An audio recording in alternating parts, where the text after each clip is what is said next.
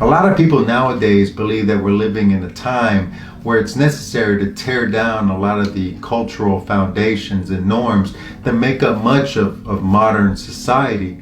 And while it's true, though, that each culture needs to decide for itself what it wants to tear down or what it wants to preserve, I think what we're seeing now is a culture turning on itself, divided in conflict about what it wants to preserve and what it wants to annihilate.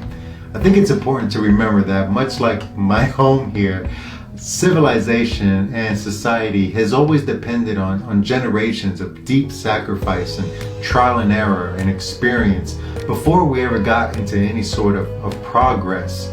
I think it's much easier just to grab a hammer and start smashing things, which doesn't take any experience or real skill.